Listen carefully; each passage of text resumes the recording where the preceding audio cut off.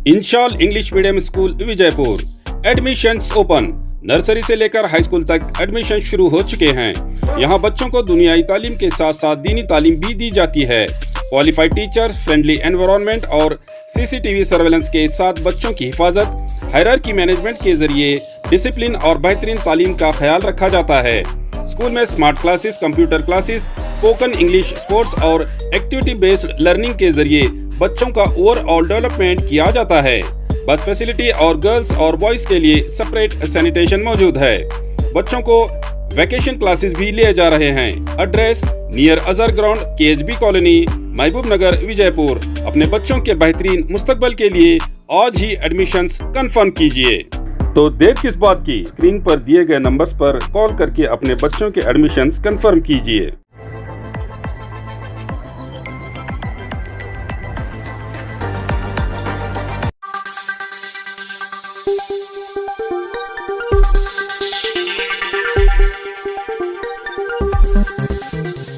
Yes news में आप सभी दर्शकों का स्वागत है। मैं आपके साथ इलियास बड़ेघर। आइए देखते हैं आज की खबर क्या कहती है। ಸರ್ಕಾರಕ್ಕೆ ಭ್ರಷ್ಟ ರಾಜ್ಯಪಾಲರನ್ನು ಕಳಿಸಿ, ಭ್ರಷ್ಟ ರಾಜ್ಯಪಾಲರನ್ನು ಕಳಿಸಿ, ಬೇಕೇ ಬೇಕು ಕರ್ನಾಟಕ ರಕ್ಷಣಾ ವೇದಿಕೆಗೆ, ಕನ್ನಡ ವಿರೋಧಿ ರಾಜ್ಯಪಾಲರಿಗೆ, ಕನ್ನಡ ವಿರೋಧಿ ರಾಜ್ಯಪಾಲರಿಗೆ, ಕರ್ನಾಟಕದ ವಿರೋಧಿ ರಾಜ್ಯಪಾಲರಿಗೆ ರಾಜ್ಯಪಾಲನನ್ನು ಕಳಿಸಿ, ಕರ್ನಾಟಕ ರಕ್ಷಣಾ ವೇದಿಕೆಗೆ ಬೇಕೇ ಬೇಕು ಭ್ರಷ್ಟ ರಾಜ್ಯಪಾಲರಿಗೆ, ಭ್ರಷ್ಟ ಕೇಂದ್ರ ಸರ್ಕಾರಕ್ಕೆ ಎಲ್ಲಿವರೆಗೆ ಹೋರಾಟ, ಯಾತಕ್ಕಾಗಿ ಹೋರಾಟ, ಕನ್ನಡ ವಿರೋಧಿ ರಾಜ್ಯಪಾಲರಿಗೆ, ಭ್ರಷ್ಟ ಕೇಂದ್ರ ಸರ್ಕಾರಕ್ಕೆ, ಹಿಂದಿ ಭಾಷೆ ಹೇರುತ್ತಿರುವ ಕೇಂದ್ರ ಸರ್ಕಾರಕ್ಕೆ, ಹಿಂದಿ ಭಾಷೆ ಹೇರುತ್ತಿರುವ ಕೇಂದ್ರ ಸರ್ಕಾರಕ್ಕೆ, ಹಿಂದಿ ಭಾಷೆ ಹೇರುತ್ತಿರುವ ಭ್ರಷ್ಟ ರಾಜಕಾರಣಿಗಳಿಗೆ ಬೇಕೇ ಬೇಕು ಭ್ರಷ್ಟ ಕನ್ನಡ ವಿರೋಧಿ ರಾಜ್ಯ. ಮಾನ್ಯ ಮುಖ್ಯಮಂತ್ರಿಗಳಾದ ಮಾನ್ಯ ಸಿದ್ದರಾಮಯ್ಯನವರು ಮತ್ತು ಶಿಕ್ಷಣ ಮಂತ್ರಿಗಳಾದ ಮಧು ಬಂಗಾರಪ್ಪ ಅವರು ಈ ಮೊದಲು ಕರ್ನಾಟಕ ರಕ್ಷಣಾ ವೇದಿಕೆ ರಾಜ್ಯಾಧ್ಯಕ್ಷ ಟಿ.ಎನ್. ಆರಂಭದ ನೇತೃತ್ವದಲ್ಲಿ ಈ ಒಂದು ತೃತೀಯ ಭಾಷೆ ತೆಗೆದು ದ್ವಿಭಾಷೆಯನ್ನು ಭಾಷೆಯನ್ನು ಜಾರಿಗೆ ತರಬೇಕಂತ ಅಳವಡಿಸ್ಕೊಳ್ಬೇಕಂತ ಹೇಳಿ ಶಿಕ್ಷಣ ಇಲಾಖೆಯಲ್ಲಿ ಅದೊಂದು ಜಾರಿಗೆ ತರಬೇಕಂತೇಳಿ ನಾವು ಹೋರಾಟ ಮಾಡಿದ್ರಿಂದ ಕರ್ನಾಟಕ ಸರ್ಕಾರ ನಮ್ಮ ಮನವಿಯನ್ನು ಪರಿಗಣಿಸಿ ಈ ರಾಜ್ಯದ ವಿದ್ಯಾರ್ಥಿಗಳಿಗೆ ಅನುಕೂಲ ಆಗಲಿಕ್ಕೆ, ಯಾಕೆಂದರೆ ಈಗ ಸಾಕಷ್ಟು ರಾಜ್ಯಗಳಲ್ಲಿ ದ್ವಿಭಾಷೆಯನ್ನು ಜಾರಿಗೆ ತಂದಿದ್ದಾರೆ. ಅದರ ಜೊತೆ ನಮ್ಮದು ಕೂಡ ಕರ್ನಾಟಕ ರಾಜ್ಯದಲ್ಲಿ ಕೂಡ ದ್ವಿಭಾಷೆ ಬರಬೇಕು. ಇದು ಹಿಂದಿ ಭಾಷೆ ಹೇರಿಕೆ ಮಾಡೋದ್ರಿಂದ ಎಲ್ಲ ಮಕ್ಕಳಿಗೆ ತೊಂದರೆ ಆಗ್ತಾ ಇದೆ. ಅದಕ್ಕಾಗಿ ಈ ಒಂದು ಫಲಿತಾಂಶಗಳಲ್ಲಿ ಮಕ್ಕಳ ಒಂದು ಪರೀಕ್ಷಾ ಫಲಿತಾಂಶದಲ್ಲಿ 100ಕ್ಕೆ 18% ಇವತ್ತು ಮಕ್ಕಳು ಫೇಲ್ ಆಗ್ತಾ ಇದ್ದಾರೆ. ಮುಂದೆ ಅವರ ಶಿಕ್ಷಣ ಮುಂದುವರಿಸಲಿಕ್ಕೆ ಆಗ್ತಾ ಇಲ್ಲ. ಹಾಗಾಗಿ ಈ ಒಂದು ಹಿಂದಿ ಭಾಷೆ ಇರೋದ್ರಿಂದ ಬಹಳಷ್ಟು ತೊಂದರೆ ಆಗ್ತಾ ಇತ್ತು. ಆದ್ರೆ ಒಂದೇನ ಹಿಂದಿ ಭಾಷೆಗೆ ನಾವು ವಿರೋಧ ಮಾಡಿಲ್ಲ. ಅದು ಹಿಂದಿ ಭಾಷೆ ಕರ್ನಾಟಕ ಸರ್ಕಾರವು ಕೂಡ ಕಡ್ಡಾಯವಾಗಿ ತೆಗೆದಿಲ್ಲ. ಅದ್ರ ಏನು ಮಾಡಿದ್ದಾರೆ ಅಂದರೆ ಗ್ರೇಡ್ ಮಾರ್ಕ್ಸ್ ಇಟ್ಟಿದ್ದಾರೆ. ಈಗ ಮೊದಲಿನ 100 ಮಾರ್ಕ್ಸ್ ಕಡ್ಡಾಯ ಇತ್ತು, ಅದು ತೆಗೆದೇನದ ಗ್ರೇಡ್ ಮಾರ್ಕ್ಸ್ ಇಟ್ಟಿದ್ದಾರೆ. ಅದ ವಿಷಯ ತೆಗೆದಿಲ್ಲ.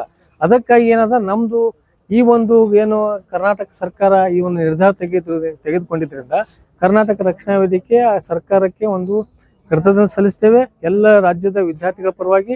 ಮತ್ತು ಅದರ ಜೊತೆಗೆ ಏನು ಈ ಒಂದು ಆದೇಶ ಹೊರಡಿಸಿದ ನಂತರ ನಮ್ಮ ರಾಜ್ಯದ ರಾಜ್ಯಪಾಲರು ಆ ಒಂದು ಹಿಂದಿ ಮಾಫಿಯಾದ ಜನರ ಮಾತು ಕೇಳಿ ಏನೋ ಒಂದು ಯಾರೋ ಒಬ್ಬರು ಮನವಿ ಕಟ್ಟಿದ್ರಿಂದ ಆ ಮನವಿ ಪರಿಗಣಿಸಿ ನಮ್ಮ ಸರ್ಕಾರದ ಮುಖ್ಯ ಕಾರ್ಯದರ್ಶಿಗಳಿಗೆ ಈ ಒಂದು ತೃತೀಯ ಭಾಷೆ ತಾವೇನು ತೆಗೆದು ದ್ವಿಭಾಷೆಯನ್ನು ಏನು ಜಾರಿಗೆ ತಂದಿದ್ರಿ ಅದನ್ನು ಮರುಪರಿಶೀಲನೆ ಮಾಡಬೇಕಂತೇಳಿ ತಾವು ಅದರಲ್ಲಿ ಹಸ್ತಕ್ಷೇಪ ಮಾಡಿದ್ರಿಂದ ರಾಜ್ಯಪಾಲರ ಕೆಲಸ ಏನದ, ಇದು ಕೆಲಸ ಸರ್ಕಾರದ ನಿರ್ಧಾರಗಳಲ್ಲಿ ಹಸ್ತಕ್ಷೇಪ ಮಾಡೋದು ಕೆಲಸ ಈ ಸಂವಿಧಾನ ಒಳಗೆ ಬಾಹಿರ ಕೆಲಸ ಇದು.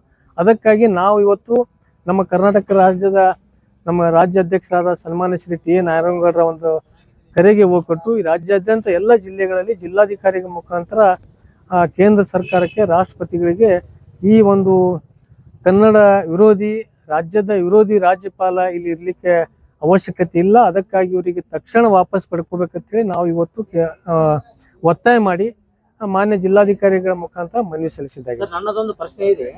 ಇವತ್ತು ಬಿಜಾಪುರದಲ್ಲಿ ಸಾಕಷ್ಟು ಬೇಕರಿಗಳದು, ಧಾಬಾಗಳದು, ಹೋಟೆಲ್ಗಳಿದಾವ. ಇಲ್ಲೆಲ್ಲ UP ಬಿಹಾರದಿಂದ ಬಂದು ಹುಡುಗರು ಕೆಲಸ ಮಾಡಕತ್ತಾವ. ಅವ್ರು ಕನ್ನಡ ಬರೋದಿಲ್ಲ. ಅಲ್ಲಿ ಅವ್ರು ಮಾಲಕ್ ಕೇಳಿದ್ರೆ ನಮ್ಮ ಹುಡುಗರು ಹಿಂದಿನೇ ಮಾತಾಡೋರು ನೀವೇನ್ ಮಾಡೋದು ಅಂತಾರೆ. ಇದಕ್ಕೆ ನೀವೇನ್ ಹೇಳ್ತೀವಿ ಸರ್? ಇಲ್ಲ, ಅದು ತಪ್ಪದು. ನಾವು ಈಗಾಗಲೇ ಅದ್ರ ಬಗ್ಗೆ ಅಂತ ಯಾವುದೇ ನಾವು ಇನ್ನೂವರೆಗೆ ಸಾಕಷ್ಟು ನಮ್ಮ ಕರ್ನಾಟಕ ರಕ್ಷಣಾ ವೇದಿಕೆ ಎಲ್ಲೆಲ್ಲಿ ಗಮನಕ್ಕೆ ಬಂದಿದೆ ಅಂತವೆಲ್ಲ ನಾವು ಅದಕ್ಕೆ ಏನದ ಸರೋಜಿನಿ ಮಹಿಷಿ ವರದಿ ಜಾರಿಗೆ ಮಾಡ್ಬೇಕಂತೇಳಿ ಯಾಕೆ ಹೇಳಕತ್ತೀವಿ, ನಮ್ಮ ಕರ್ನಾಟಕ ರಕ್ಷಣಾ ವೇದಿಕೆದು ಸತತವಾಗಿ ನಮ್ಮ ರಾಜ್ಯಾಧ್ಯಕ್ಷರು ಆ ಸರೋಜಿನಿ ಮಹಿಷಿ ಖಾಸಗಿ ವಲಯದಲ್ಲಿ ಆಗಲಿ ಸರ್ಕಾರಿ ವಲಯದಲ್ಲಿ ಪ್ರತಿಶತ 80% ಎಲ್ಲರಿಗೂ ಉದ್ಯೋಗ ಏನದ ನಮ್ಮ ಕನ್ನಡಿಗರೇ ಸಿಗ್ಬೇಕಂತೇಳಿ ಈಗಾಗಲೇ ನಾವು ಒತ್ತಾಯ ಮಾಡ್ತಾ ಇದ್ವಿ. ಅದರಲ್ಲಿ ಇದು ಬರ್ತದ. ಅದಕ್ಕಾಗಿ ಇಂಥವು ಏನಾರ ಗಮನಕ್ಕೆ ಬಂದರೂ ಕೂಡ ನಾವು ರಕ್ಷಣಾ ವೇದಿಕೆ ಹೋಗಿ ಅವರಿಗೆ ನಮ್ಮ ಕನ್ನಡಿಗರಿಗೆ ಅಲ್ಲಿ ಉದ್ಯೋಗ ಕೊಡಬೇಕು.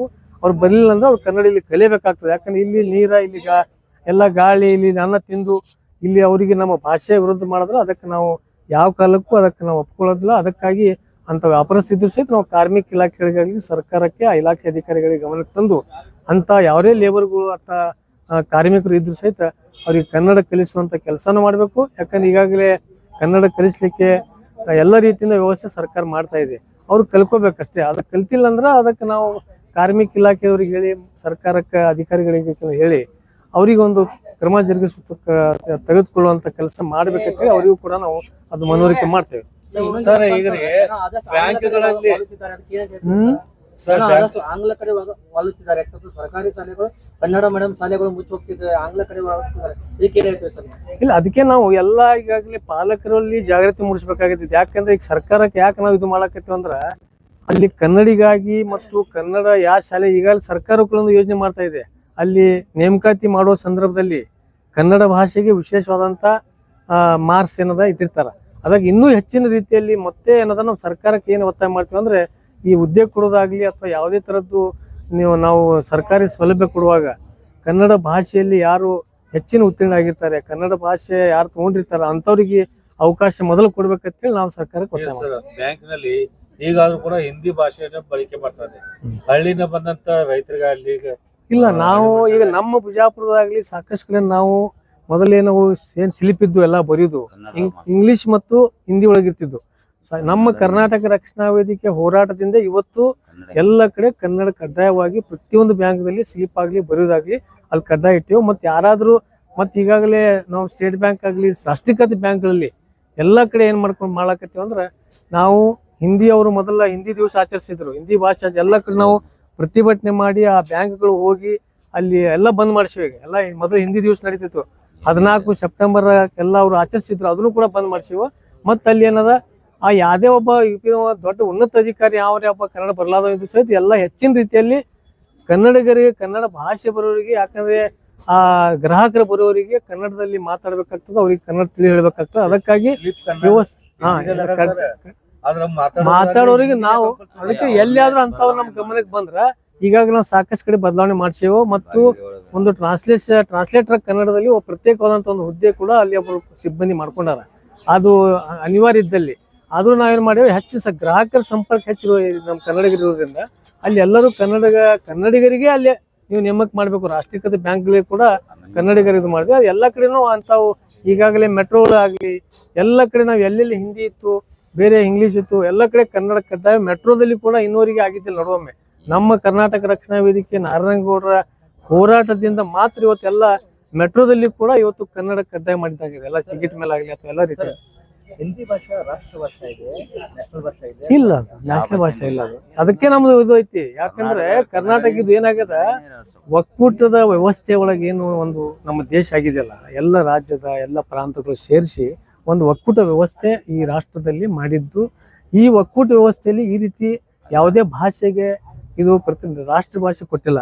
ಇವ್ರೇನದ ನಮ್ಮ ಏನು ಉತ್ತರ ಭಾರತೀಯರು ಏನದಾರಲ್ಲ ಕೆಲವೊಬ್ರು ರಾಜಕಾರಣಿಗಳು, ಇದು ಯಾವುದೇ ಆ ಪಕ್ಷ ಈ ಪಕ್ಷದ ಹೇಳೋದಲ್ಲ, ಎಲ್ಲ ಪಕ್ಷದ ಉತ್ತರ ಭಾರತೀಯ ಏನು ರಾಜಕಾರಣಿಗಳು ಆ ಸರ್ಕಾರ ಬಂದಾಗ ಅದು ಒಂದು ಹಿಂದಿ ಹಿರಿಕೆ ಒಂದು ಒತ್ತಾಯ ಮೇಲೆ ಹಿರಿಕೆ ಮಾಡಿ ಇಡೀ ನಮ್ಮ ದೇಶದೊಳಗೆ ಅವರು ಹಡಿಸುವಂಥ ಕೆಲಸ ಮಾಡ್ಲಕತ್ತಾರ. ಅದಕ್ಕಾಗಿ ನಾವು ಅದಕ್ಕೆ ವಿರೋಧ ಮಾಡಿ ಇವತ್ತು ಈಗ ಮಹಾರಾಷ್ಟ್ರಕ್ಕೆ ಇಲ್ಲಿ ನಾವು ನಮ್ಮ ರಾಜ್ಯಪಾಲರಿಗೆ ನಮ್ದು ಅದೇ ಒಂದು ಪ್ರಶ್ನೆ ಏನಿದೆ ಅಂದ್ರೆ, ನಿಮ್ಮ ಮಹಾರಾಷ್ಟ್ರದಲ್ಲಿ ಬಿಜೆಪಿ ಸರ್ಕಾರ ಅಲ್ಲಿ ದ್ವಿಭಾಷೆ ಮಾಡಿದ್ದಾರೆ. ಮಧ್ಯಪ್ರದೇಶದಲ್ಲಿ ಅವರೇ ರಾಜ್ಯಪಾಲ ನಮ್ಮ ಈಗ ಗೆಹ್ಲೋಟ್ ರಾಜ್ಯಪಾಲರ ಅವ್ರ ರಾಜ್ಯದವರೇ ಅವರು ಅಲ್ಲೇ ಏನದ ದ್ವಿಭಾಷೆ ಜಾರಿಯಲ್ಲಿ ಇದೆ. ಅದು ಅಲ್ಲೇ ಹಿಂದಿ ಕಡ್ಡಾಯ ಇಲ್ಲ. ಇಂಥ ಇದ್ದಾಗ ನಮ್ಮ ರಾಜ್ಯದಲ್ಲಿ ಯಾಕೆ ಹೇರಿಕೆ ನೀವು ಮಾಡಾಕತ್ತಿರ್ತೀವಿ, ನಮ್ದು ಈ ರೀತಿ ಒಂದು ಪ್ರತಿಭಟನೆ. ಹಾಗಾದ್ರೆ ನಿಮ್ಮ ಮಾತಿನ ಅರ್ಥ ಏನಾಯ್ತು? ರಾಜ್ಯಪಾಲರು ಒಟ್ಟಿನಲ್ಲಿ ಕೇಂದ್ರ ಸರ್ಕಾರದ ಏಜೆಂಟ್ ಆಗಿ ವರ್ತಿಸ್ತಾರೆ. ಅದಕ್ಕೆ ಇದು ಆಗಿ ಇದು ಮುಂದೆ ಕಾಣಿಸ್ಲಾಗ್ತದ. ಪ್ರತಿಯೊಂದರಲ್ಲಿ ಏನದ ಬಂದು ಮುಗಿಸೋದು, ಪ್ರತಿಯೊಂದು ಬಲ್ಲಿ ಒಂದೇದ ಅದು ಅವ್ರದ್ದು ಸಂವಿಧಾನಬದ್ಧವಾದಂತ ಒಂದು ಹುದ್ದೆ. ಅದು ಅವರಿಗೆ ಯಾವುದೇ ಪಕ್ಷಪಾತ ಇರುವುದಿಲ್ಲ. ಅದು ಏನು ಸರ್ಕಾರ ಏನು ಜನಪ್ರತಿನಿಧಿ ಜನ ಆರಿಸಿ ಕಳಿಸುವಂತ ಸರ್ಕಾರ ಪ್ರಜಾಪ್ರಭುತ್ವದಲ್ಲಿ ಏನು ವ್ಯವಸ್ಥೆ ಇದೆ ಆ ವ್ಯವಸ್ಥೆ ಪ್ರಕಾರ ಅವ್ರು ನಿರ್ಣಯ ತಗೊಂಡಿರ್ತಾರ ಅಲ್ಲಿ ಸರ್ಕಾರ. ಆ ನಿರ್ಣಯಕ್ಕೆ ಅವರು ಬದ್ಧರಾಗಿ ಅವ್ರು ಉಳಿಬೇಕಷ್ಟೇ. ಅವ್ರು ತಮ್ಮ ರಾಜ್ಯಪಾಲ ಹುದ್ದೆಯಲ್ಲಿ ಇತಿಮಿತಿಯಲ್ಲಿ ತಾವು ಕೆಲಸ ಮಾಡ್ಬೇಕು ಹೊರತಾಗಿ ರಾಜಕಾರಣಿಗಳೇ ಆಗಿ ಒಂದು ಪಕ್ಷದ ಏಜೆಂಟ್ನಾಗಿ ಕೆಲಸ ಮಾಡಬಾರ್ದು. ಸರ್, ಆರ್ಟಿಕಲ್ 343 ನಲ್ಲಿ ಹಿಂದಿ ನಮ್ಮ ಅಫಿಷಿಯಲ್ ಲ್ಯಾಂಗ್ವೇಜ್ ಅಂತ ಹೇಳಿ ಡಿಕ್ಲೇರ್ ಆಗಿತ್ತು. ಇಲ್ಲ, ಆಗಿಲ್ಲ. ಸರ್, ಇನ್ನೊಂದು ಎಲ್ಲಿ ಹಿಂದಿ ರಾಷ್ಟ್ರ ಭಾಷೆ ಇಲ್ಲೇ ಇಲ್ಲ. ಅದು ಅಲ್ಲ. ಮತ್ತೆ ರಾಷ್ಟ್ರಗೀತೆ ಅದಲ್ಲ ಸರ್, ಜನ ಜನಮನ ಅದು ಹಿಂದಿ ಅಲ್ಲಲ್ಲ. ಅದು ಹಿಂದಿ ಒಳಗ ತಲ್ಲದು. ಅದ್ರಾಗ ಎಲ್ಲಾ ಭಾಷೆ ಸೇರ್ಯಾವ. ಅದ್ರಾಗ ಹಿಂದಿ ಭಾಷೆ ಒಂದೇ ಇಲ್ಲ. ಅದ್ರಾಗ ಗುಜರಾತ್ ಎಲ್ಲಾ ಸೇರ್ಯಾವ ಅದ್ರಾಗ. ಈಗ ನಮಗೆ ಹಿಂದಿ ಒಳಗಂದ್ರೆ ಅದು ಇಲ್ಲಿ ರಾಷ್ಟ್ರಗೀತೆ ಬಹಳಷ್ಟು ಜನರಿಗೆ ರಾಷ್ಟ್ರಗೀತದ್ದು ಅರ್ಥನೇ ಗೊತ್ತಿಲ್ಲ. ಸೋಮು ಎಲ್ಲಾರು ಸೋಮು ಹೇಳೋದೇ ಒಳ್ಳೆ ನೋಡೋದು. ಅದಕ್ಕೇನದ ನಮ್ದು ಒಕ್ಕೂಟ ರಾಷ್ಟ್ರದೊಳಗೆ ಎಲ್ಲಾ ಭಾಷೆ ಈಗಾಗಲೇ ಇದು ಒಂದು. ಈಗ ನಮ್ಮ ಇನ್ನೊಂದು ಹೇಳ್ಬೇಕಂದ್ರ ಶೀಘ್ರದಲ್ಲಿ ಕರ್ನಾಟಕ ಭವನದಲ್ಲಿ ಈ ಏನು ದಕ್ಷಿಣ ಭಾರತದ ಎಲ್ಲ ರಾಜ್ಯಗಳ ಮುಖಂಡರುಗಳು ಒಂದು ಸೇರಿ ಇದೇ ತಿಂಗಳ ನಮ್ಮ ರಾಜ್ಯಾಧ್ಯಕ್ಷ ಟಿ ನಾರಾಯಣಗೌಡರ ನೇತೃತ್ವದಲ್ಲಿ ಇದೇ ಒಂದು ಭಾಷೆಗಾಗಿ ನಮ್ಮ ಈ ಹಿಂದಿ ಭಾಷೆ ಈ ರೀತಿ ಹೇರಿಕೆ ಮಾಡಬಾರ್ದು ನಮ್ಮ ಎಲ್ಲ ರಾಜ್ಯಗಳ ಅಂತೇಳಿ ಎಲ್ಲ ರಾಜ್ಯದ ಮುಖಂಡರುಗಳು ಆಯಾ ಪ್ರಾದೇಶಿಕ ಎಲ್ಲ ಭಾಷೆಗಳ ಏನು ಒಂದು ವ್ಯವಸ್ಥೆ ಐತೆ ಅವರಿಗೆ ಒಂದು ಮಾನ್ಯತೆ ಕೊಟ್ಟು ಇಂಥ ತಮ್ಮ ಹೇರಿಕೆ ಮಾಡೋದಾಗ್ಲಿ ಎಲ್ಲ ಒತ್ತಾಯಪೂರ್ವಕವಾಗಿ ಸರ್ಕಾರದ ಒಂದು ದುರುಪಯೋಗ ಪಡ್ಕೊಂಡು ಈ ಒಂದು ಭಾಷೆ ತಂದುವಲ್ಲಿ ಸೇರಿ ನಮ್ಮ ವಿದ್ಯಾರ್ಥಿಗಳಿಗೆ ನಮ್ಮ ಜನರಿಗೆ ಅನ್ಯಾಯ ಮಾಡಿಕೊಡ್ಬಾರ್ದು ಅಂತೇಳಿ ಶೀಘ್ರದಲ್ಲಿ ಕರ್ನಾಟಕ ಭವನದಲ್ಲಿ ದಕ್ಷಿಣ ಕರ್ನಾಟಕದ ಎಲ್ಲ ಬರುವಂಥ ಎಲ್ಲ ರಾಜ್ಯಗಳ ಮುಖಂಡರು ಸೇರಿ ಒಂದು ದೊಡ್ಡ ಸಭೆ ಮಾಡಿ ಕೇಂದ್ರ ಸರ್ಕಾರಕ್ಕೆ ಒತ್ತಾಯ ಮಾಡುವಂಥ ಕೆಲಸ ಈಗ ನಮ್ಮ ನಾರಾಯಣಗೌಡರ ನೇತೃತ್ವದಲ್ಲಿ ಮಾಡೋರಿದ್ದಾರೆ. ಈಗ ಆ ರೀತಿ ಅವರು ಅಲ್ಲಿ ತಂದು, ಯಾಕಂದ್ರೆ ಯಾವುದೇ ಒಂದು ಕಾನೂನು ಚೌಕಟ್ಟಿನಲ್ಲಿ ಇರ್ಲಾದಂಥ ಕೆಲಸ ಏನಿರ್ತಾವಲ್ಲ, ಕಾನೂನು ಒಳಗ ಸಂವಿಧಾನಬದ್ಧವಾಗಿ ಏನು ಕೆಲವೊಂದು ಕೆಲಸ ಇರೋದಿಲ್ಲ, ಅವೆಲ್ಲ ಮಾಫಿ ಒಳಗೆ ಬಂದ್ಬಿಡ್ತಾವ. ಒತ್ತಾಯ ಪರವಾಗಿ ಇರೋದು ಏನು ಭಾಷೆ. ಮತ್ತು ಅವರು ಆ ರೀತಿ ಭಾಷೆ ಅಂತ ಸಹಿತ ಮಾಫಿಯಾ ಮೂಲಕ ಅವ್ರು ಎಲ್ಲರೂ ತಂದು ಯಾವುದೇ ವಿಷಯ ಇರಲಿ, ಅದು ಭಾಷೆ ಇರಲಿ ಅಥವಾ ಇನ್ನಿತರ ಏನೇ ವಿಷಯ ಇದ್ರೂ ಸಹಿತ ಯಾವ ಕಾನೂನುಬದ್ಧವಾಗಿ ಸಂವಿಧಾನಬದ್ಧವಾಗಿ ಯಾವ ಕಾರ್ಯ ನಡೆದಿಲ್ಲ ಅದು ಮಾಫಿಯಾ ಒಳಗೆ ಬಂದ್ಬಿಡ್ತಾವಲ್ಲ. ಸರ್, ಈಗ ರಾಜ್ಯಪಾಲರು ಎಲ್ಲೋ ಒಂದು ಕಡೆ ಹಿಂದಿ ಸಾಮ್ರಾಜ್ಯಶಾಹಿಗಳ ಏಜೆಂಟ್ ಆಗಿ ಕೆಲಸ ಮಾಡ್ತಾರೆ. ಹೌದು, ಅದು ಅದೇ ನಾವು ಅದೇ ಮನೆಯೋದ್ರ ಬರ್ದೇ ಬಿಟ್ಟೇವೆ. ಅದೇ ಸ್ಪಷ್ಟವಾಗಿ ಹೇಳ್ಬಿಟ್ಟೆ ನಾವು. ಸಾಮ್ರಾಜ್ಯಶಾಹಿ ಒಳಗೆ ಅವರಿಗೆ ಅವ್ರದ್ದು ಯಾವುದು ಏಜೆಂಟ್ರಾಗಿ ಕೇಂದ್ರ ಸರ್ಕಾರ ಒಂದು ಪಕ್ಷದ ಏಜೆಂಟ್ರಾಗಿ ಕೆಲಸ ಮಾಡ್ತಾ ಇದ್ದಾರೆ. ಅದಕ್ಕೆ ಅಂಥವ್ರು ಆ ಸಂವಿಧಾನಬದ್ಧವಾಗಿ ಹುದ್ದೆಯೊಳಗ ಅವರು ಮುಂದುವರಿಲಿಕ್ಕೆ ಅವರಿಗೆ ನೈತಿಕತೆ ಇಲ್ಲ. ರಾಜ್ಯಪಾಲರಿಗೆ ಹೋರಾಟದ ಮೂಲಕ ಏನ್ ಸಂದೇಶ ಕೊಡ್ಲಿಕ್ಕೆ ಇಲ್ಲ, ಈಗ ಅದೇ ನಾವು ಮನವಿ ಏನ್ ಮಾಡ್ಯಾವ ಅಂದ್ರೆ ಈಗಾಗಲೇ ನಾವು ಸಂದೇಶ ಮೊದಲು ಸ್ವಲ್ಪ ಕೆಲವೊಂದು ವಿಷಯ ಒಳಗ ನಾವು ನಾಮಫಲಕ ಬಂದಾಗ ವಿಷಯ ಒಳಗೂ ಕೆಲವರು ಬೇರೆ ಉತ್ತರ ಭಾರತೀಯ ವ್ಯಾಪಾರಸ್ಥರು ಅವರು ಕೆಲವರು ಕಂಪ್ನಿದವರು ಕೂಡಿ ರಾಜ್ಯಪಾಲಕ್ಕೆ ಹೋಗಿ ಕೋರ್ಟಿಗೆ ಹೋಗಿ ಏನೇನು ಅದು 60% ಏನು ನಾಮಫಲಕಗಳು ಮಾಡಿದ್ರು. ಅದರ ವಿರುದ್ಧ ಮಾಡಿದಾಗೂ ನಾವು ಇದು ಹೋರಾಟ ಮಾಡಿ ರಾಜ್ಯಪಾಲಕ್ಕೆ ಹೊಡೆ ನಿನ್ನೆ ತಾನೇ ನಮ್ಮ ರಾಜ್ಯ ಅಧ್ಯಕ್ಷರ ನೇತೃತ್ವದಲ್ಲಿ ರಾಜಭವನ ಮುತ್ತಿಗೆ ಹಾಕುವಂಥ ಕೆಲಸನೂ ನಿನ್ನೆ ಮಾಡಿದ್ದಾರೆ. ಈ ರೀತಿ ಅವರಿಗೆ ಒಂದು ಈಗಾಗಲೇ ಒಂದು ಸಂದೇಶ ನಾವು ಮುಗಿಸೇವೆ. ಮತ್ತೊಮ್ಮೆ ನಾವು ಎಲ್ಲ ಕಡೆ ರಾಜ್ಯಾದ್ಯಂತ ಎಲ್ಲ ಕಡೆಯಿಂದ ಕೂಡ ನಮ್ಮ ರಕ್ಷಣಾ ವೇದಿಕೆಯಿಂದ ಕರವೆಯಿಂದ ಇವತ್ತು ಮಾನ್ಯ ರಾಜ್ಯಪಾಲರು ಇನ್ನೊಮ್ಮೆ ಮತ್ತೊಮ್ಮೆ ವಿನಂತಿ ಕೂಡ ಮಾಡ್ತೇವೆ. ಯಾಕಂದ್ರೆ ಅವರು ಒಂದು ಪಕ್ಷದ ಏಜೆಂಟ್ರಾಗಿ ಕೆಲಸ ಮಾಡೋದು ಬೇಡ, ಸಂವಿಧಾನಬದ್ಧವಾದಂಥ ಹುದ್ದೆಯಲ್ಲಿ ಇತಿಮಿತಿಯಲ್ಲಿ ಕೆಲಸ ಮಾಡ್ಬೇಕಂತೇಳಿ ನಾವು ಅವರು ಮನವಿ ಮಾಡೋದು. ಸರ್, ನೀವು ಅಂದ್ರಿ ಕನ್ನಡ ಮಾತಾಡ್ಲಾರ್ದವ್ರು ನಿಮ್ ಗಮನಕ್ಕೆ ಬಂದ್ರೆ ಅವ್ರ ಮೇಲೆ ನೀವು ಆಕ್ಷನ್ ತೊಗೊಳ್ಳಿ ಅಂದ್ರೆ ಇದು ಮಾಡ್ತೀನಿ ಅಂತ ಹೇಳಿದ್ರಿ. ಈಗ ದೊಡ್ಡ ದೊಡ್ಡ ಹೋಟೆಲ್ಸ್ ನಲ್ಲಿ ಎಲ್ಲರೂ ಹೊರಗಿಂದ ಬಂದಾರೆ, ಅವ್ರಿಗೆ ಕನ್ನಡನೇ ಬರಲ್ಲ. ನೀವು ಯಾವ್ದ್ರ ದೊಡ್ಡ ಹೋಟೆಲ್ಸಿಗೆ ಹೋಗಿ ನೋಡಿ ಬರಲ್ಲ, ಅವ್ರ ಮೇಲೆ ನಿಮ್ ಏನ್ರಿ? ಈಗ ನಾವು ಅದೇ ಹೇಳಾಕತ್ತೀವಲ್ಲ, ಈಗ ನಾವ್ ಏನ್ ಮಾಡ್ತೀವೋ ಅಲ್ಲಿ ಎಲ್ಲಾ ಕಡೆ ಹೋಗಿ ಅದೇ ನಾವು ಕನ್ನಡ ಬರೋರಿಗೆ ಮತ್ತು ಈ ನಾಡಿನ ಜನರಿಗೆ ಒಂದು ಇದು ಕೊಡ್ಬೇಕು, ಹುದ್ದೆ ಕೊಡುವಂತ ಕೆಲಸ ಮಾಡಕ್ ಹೇಳ್ತೇವೆ. ಅದನ್ನು ಏನದ ನಾವು ಕಾರ್ಮಿಕ ಇಲಾಖೆದವರಾಗ್ಲಿ ಸರ್ಕಾರಕ್ಕೆ ಜಿಲ್ಲಾಧಿಕಾರಿ ಗಮನಕ್ಕೆ ತರ್ತೇವೆ. ಅದು ಇವು ಯಾರ್ಯಾರು ಇಲ್ಲಿ ಉದ್ಯೋಗ ಮಾಡೋರು ಏನು ಬೇರೆ ರಾಜ್ಯದ ಬಂದು ಏನು ಮಾಡತ್ತಾರ ನಮ್ಮ ಭಾಷೆ ಬರ್ತಾ ಇಲ್ಲ, ಅದು ಭಾಷೆಗೆ ಕಲಿಸ್ಬೇಕು. ಅವರು ಆ ಯಾರು ಮಾಲಕರನ್ನು ತೊಗೊಂಡಿರ್ತಾರಲ್ಲ ಅವ್ರು ಏನದ ಆ ಭಾಷೆ ಕಲಿಸುವಂಥ ವ್ಯವಸ್ಥೆ ಮಾಡ್ಬೇಕು ಅವರಿಗೆ. ಇಲ್ಲದ್ರಿಂದ ಕನ್ನಡ ಬರೋರಿಗೆ ಏನದ ಅವ್ರು ಫಸ್ಟ್ ಪ್ರಿಫರೆನ್ಸ್ ಕೊಡ್ಬೇಕು ಅವರಿಗೆ. ಸರ್, ಒಟ್ಟಿನಲ್ಲಿ ಕರ್ನಾಟಕದಲ್ಲಿ ಹಿಂದಿ ಬಳಕೆ ಆಗಬೇಕು ಅಥವಾ ಬೇಡವಾ? ಹಿಂದಿ ಬಳಕೆ ಯಾಕೆ ಆಗೋದು ಪ್ರಶ್ನೆ ಬರೋದಿಲ್ಲ. ನಮ್ಮ ಕನ್ನಡ ನಾವು ಹಿಂದಿ ಯಾವುದೇ ಒಂದು ಭಾಷೆಗಾಗಲಿ ಯಾವುದೇ ಒಂದು ಜಾತಿಗೆ ಧರ್ಮಕ್ಕೆ ಒಂದು ಯಾವುದೇ ಭಾಷೆಗೆ ನಮ್ಮ ಕರ್ನಾಟಕ ರಕ್ಷಣೆ ವಿರೋಧ ಮಾಡಿಸ್ತಾ ಇವತ್ತು ಏನು ನಮ್ದೇನದ ಕರ್ನಾಟಕ ರಾಜ್ಯದಲ್ಲಿ ಕನ್ನಡಿಗರನ್ನೇ ಸಾರ್ವಭೌಮ ಇಲ್ಲಿ ಏನು, ಮತ್ತು ಇಲ್ಲಿ ಭಾಷೆ ಕನ್ನಡ ಇದಕ್ಕೆ ಹೆಚ್ಚು ಮೊದಲನೇ ಪ್ರಾತಿನಿಧ್ಯ ಸಿಗಬೇಕು. ಅದು ಬಿಟ್ಟು ನೀವೆಲ್ಲ ಹಿಂದಿ ಬಂದು ಇಲ್ಲಿ ನಾವು ಹೇರಿಕೆ ಮಾಡ್ತೀನಿ ಅಂದ್ರೆ ತಪ್ಪಾಗ್ತದೆ. Admissions are open in Al Huda Urdu medium school and lead English medium school Vijaypur. तालीम की बेहतरीन पहचान बन चुके अल हुदा उर्दू मीडियम स्कूल और लीड इंग्लिश मीडियम स्कूल सिर्फ एक स्कूल नहीं बल्कि बच्चों के बेहतर मुस्तकबल की मजबूत बुनियाद हैं। यहाँ मॉडर्न एजुकेशन के साथ साथ दीनी तालीम भी दी जाती है ताकि बच्चे करिकुलर एक्टिविटीज के साथ साथ को करिकुलर एक्टिविटीज के जरिए अखलाक, कम्युनिकेशन स्किल्स और ओवरऑल डेवलपमेंट में आगे बढ़ सके। स्कूल में मौजूद हैं वेल क्वालिफाइड और एक्सपीरियंस्ड टीचर्स, वेल इंफ्रास्ट्रक्चर और फर्निश्ड क्लासरूम्स, प्लेग्राउंड और van facility, CCTV surveillance, spoken English, abacus और smart classes, sports, science and maths activities, दीनियात एग्जीबिशन और quiz competitions, only fees no donation. हर क्लास में सिर्फ 25 से 30 स्टूडेंट्स का इंटेक रखा गया है। वेकेशन क्लासेस भी लिए जा रहे हैं, तो देर किस बात की, नर्सरी से 10th तक के लिए एडमिशंस शुरू हो चुके हैं। Address JM road, KSB colony, near Indira Nagar, Vijaypur. अधिक जानकारी के लिए स्क्रीन पर दिए गए नंबर्स पर कॉल करें।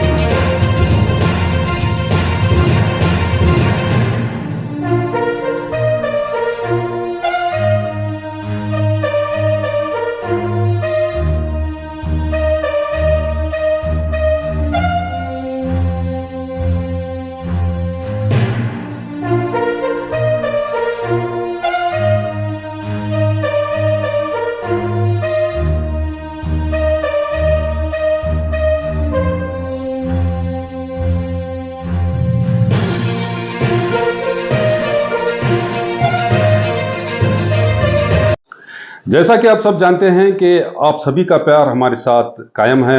इसी तरह से हमारे इस चैनल को प्यार करते रहिए और हमारी सारी खबरों को लाइक, शेयर और सब्सक्राइब करना ना भूलिए।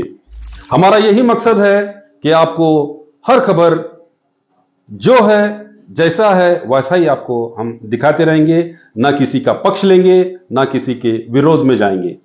हमारे कदम सच के साथ।